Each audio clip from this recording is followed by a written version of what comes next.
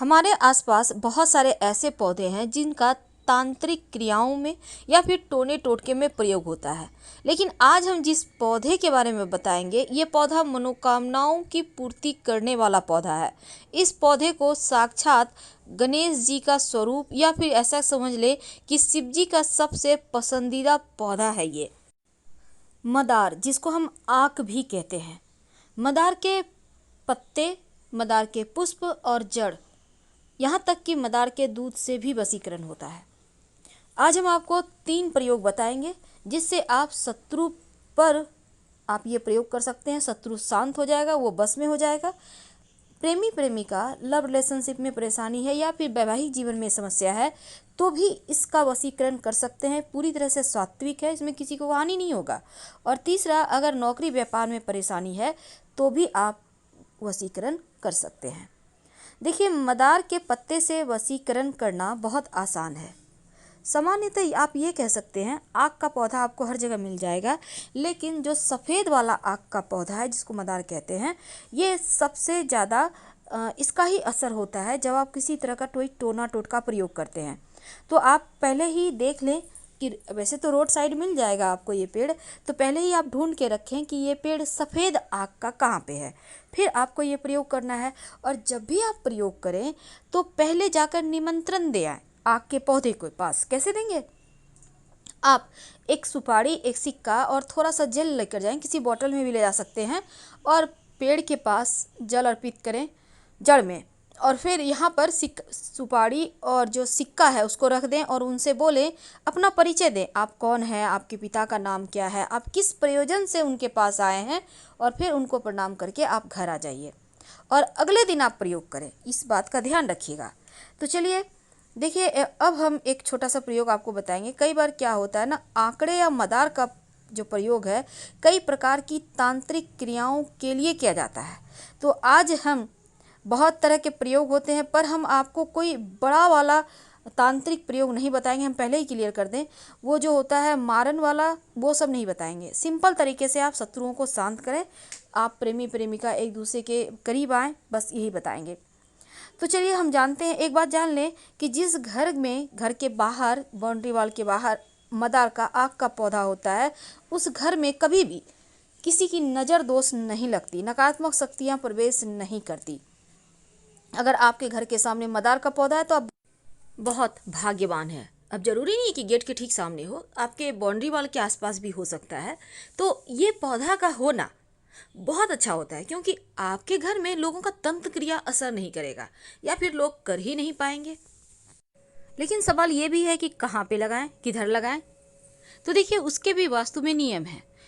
आक का पौधा जो होता है ना, वो भले ही तंत्र क्रियाओं के लिए भी यूज होता है और उसको नष्ट भी करता है, और इसके दूध से भी वशीकरण होता है, इसके पत्ते का भी प्रयोग होता है। तो चलिए आज हम बहुत सारी बातें करेंगे, लेकिन एक बात खास, मदार का पौधा जब भी लगाएं, घर के मुख्य दरवाजे के बाहर दाहिने तरफ। एक और बात, जब भी आप कोई टोना टोटका करते हैं तो शनिवार को ज़्यादा अच्छा रहेगा करना। और पहली बात, आपको शुक्रवार के दिन ही निमंत्रण देकर आना होगा।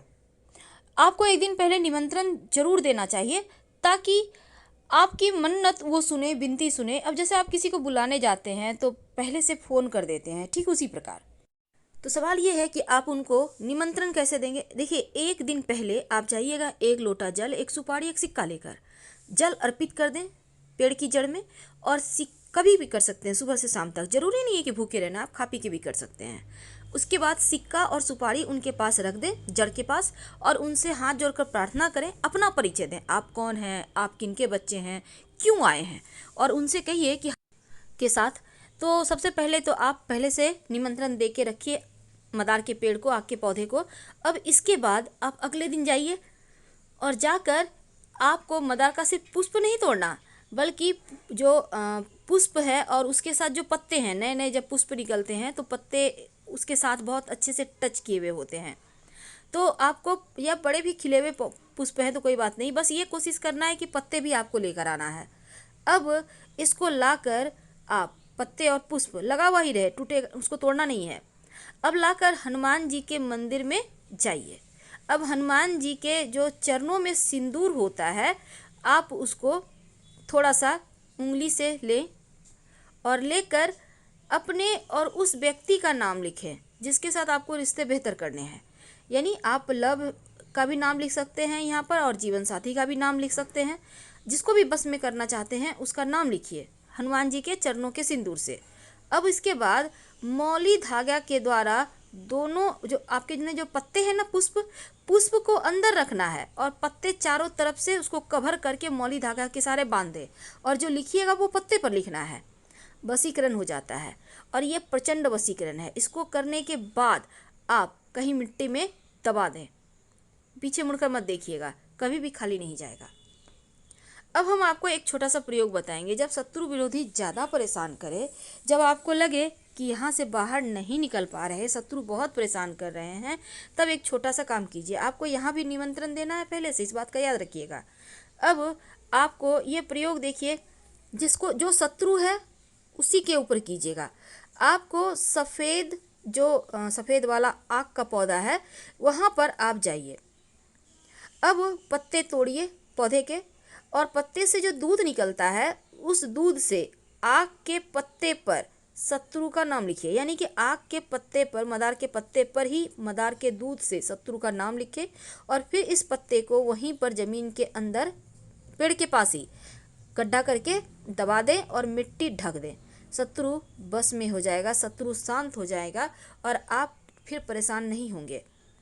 वैसे ये प्रयोग एक ही बार में काम करता है। संभव हो तो जैसे ग्रहण होता है, पूर्णिमा है, अमावस्या है, शनिवार है, इन सभी दिनों में अगर ये प्रयोग करें तो वो ज़्यादा असर करेंगे, जल्दी अपना असर दिखाएंगे। ज्योतिष के अंदर यहाँ तक माना जाता है कि अगर आप मदार की जड़ को ताबीज के अंदर रखकर, यानी सफ़ेद मदार की जड़ ताबीज के अंदर रखकर काले धागे में बांधकर गले में या बाह में धारण करें तो आप पर कोई कितना बड़ा भी तांत्रिक प्रयोग किया होगा वो समाप्त हो जाएगा। तो अगर आपको भी लगता है आपके घर के आसपास किसी ने कुछ किया है तो ये प्रयोग कर सकते हैं और 1 महीना के बाद मिट्टी में दबा दें। तो चलिए सबसे अंत में एक खास उपाय। कई बार क्या होता है, आपके ऑफिस में, आपके व्यवसाय स्थल पर लोग बहुत परेशान करते हैं, कई बार घर में भी लोग परेशान करते हैं। तो ऐसे में एक छोटा सा काम कीजिए। आक के मदार के पत्ते से भी वशीकरण होता है, लोग परेशान नहीं करेंगे। तो आपको मदार के पेड़ की जड़ किसी भी शनिवार के दिन थोड़ा सा तोड़ कर ले आइए, लेकिन पहले शुक्रवार की शाम निमंत्रण दे आइएगा। और इसके साथ ही एक पत्ता भी तोड़ कर ले आइए, आक का जड़ थोड़ा सा और एक पत्ता। अब इसको मदार के जो पत्ते हैं और जड़ है इसको ले आइए। अब इनको पीस लीजिए अच्छे से और फिर किसी मदार के पत्ते को धोकर, यानी कि जो जड़ है उसको पीस लिया, अब मदार के पत्ते को धो लीजिए, उसके ऊपर जड़ को थोड़ा सा घी के साथ रखिए। अब इसका आप तिलक कर सकते हैं, जिसके भी सामने जाएंगे वो बस में हो जाएगा।